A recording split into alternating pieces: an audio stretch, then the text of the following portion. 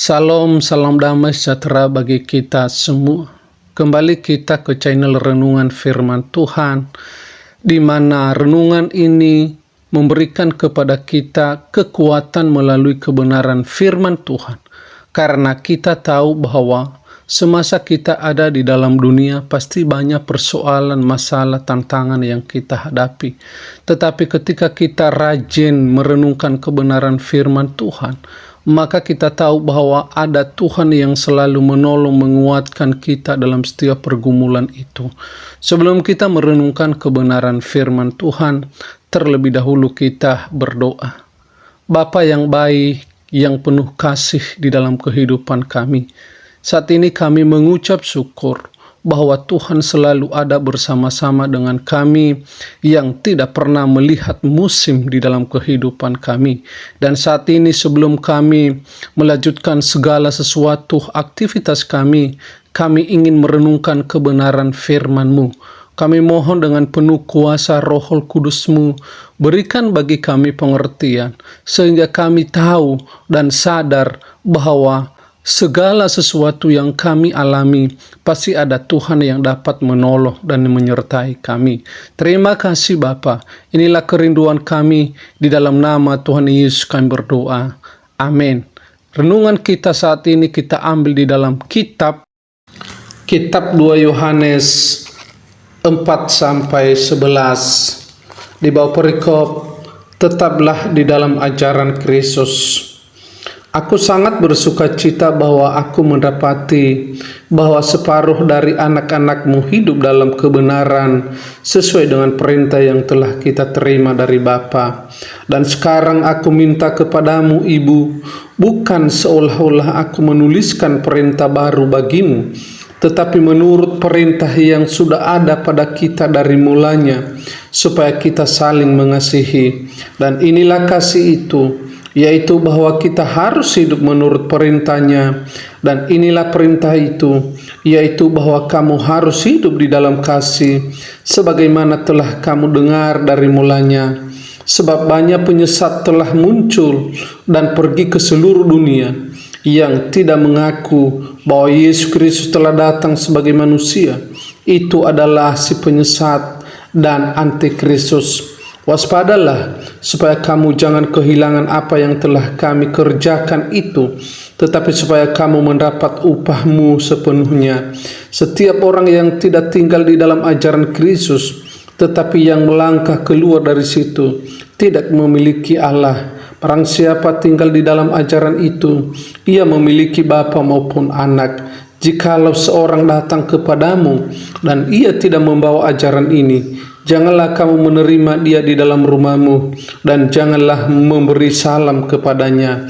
Sebab barang siapa memberi salam kepadanya, ia mendapatkan bagian dalam perbuatannya yang jahat. Tema kita, hidup yang baik. Hidup yang baik. Berdasarkan pengalaman saya, di dalam jemaat ada dua ekstrim keadaan jemaat. Yang satu adalah kelompok dengan penekanan berbagai kasih kepada sesama jemaat. Ada pula di ekstrim lainnya yang menekankan dengan ketat doktrin Kristen agar tidak terpengaruh akan ajaran-ajaran keliru tanpa harus bersikap dualisme. Saya rasa kita perlu mengombinasikan kedua hal ini ke dalam gereja. Inilah yang sedang dibahas dalam surat Yohanes yang kedua. Dalam penulisnya, Yohanes memosisikan dirinya sebagai dan memberikan surat kepada ibu serta anak-anaknya. Penyebutan ibu di sini dimaksud kepada gereja, sedangkan anak merujuk kepada jemaat. Mereka diminta untuk kembali kepada perintah semula, yakni dapat saling mengasihi berbagai caranya.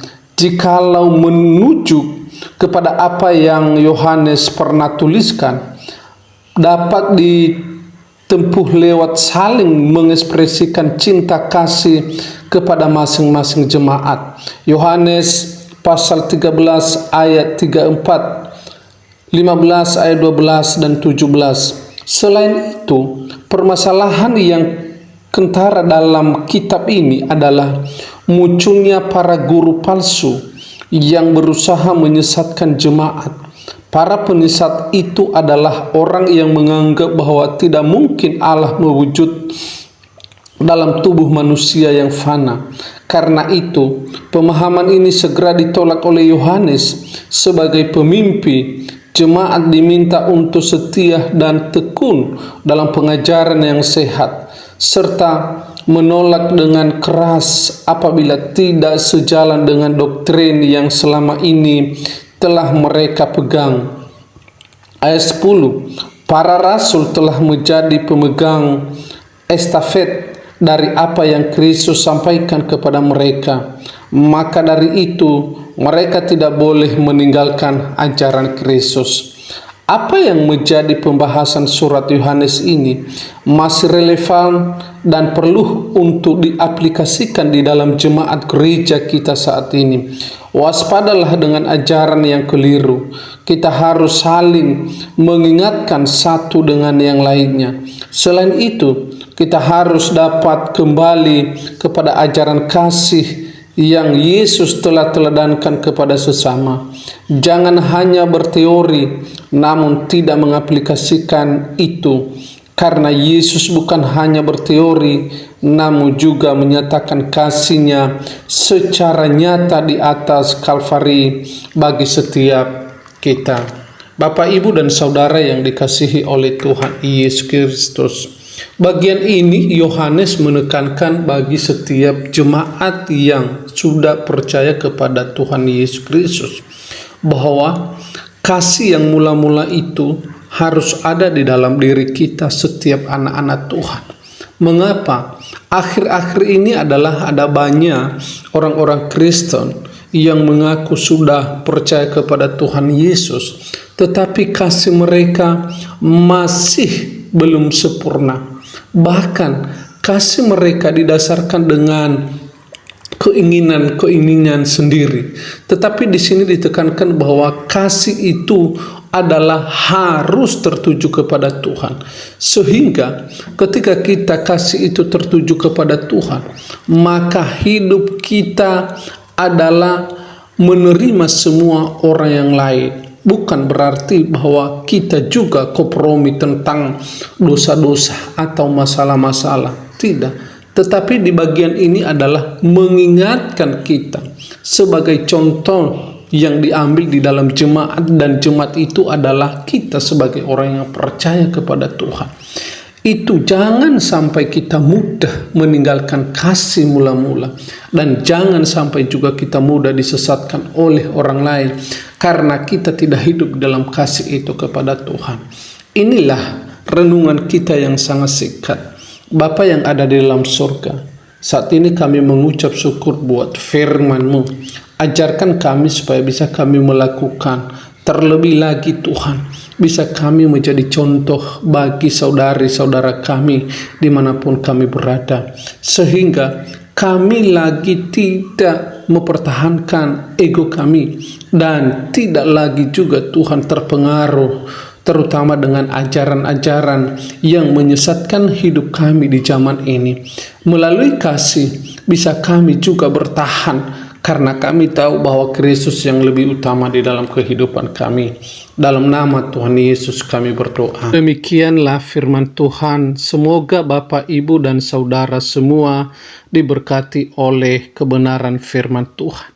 Jika Bapak, Ibu, dan Saudara semua diberkati melalui renungan ini, silakan like, komen, dan subscribe, serta tinggalkan pesan-pesan atau juga pokok-pokok doa yang bisa kami doakan bersama-sama.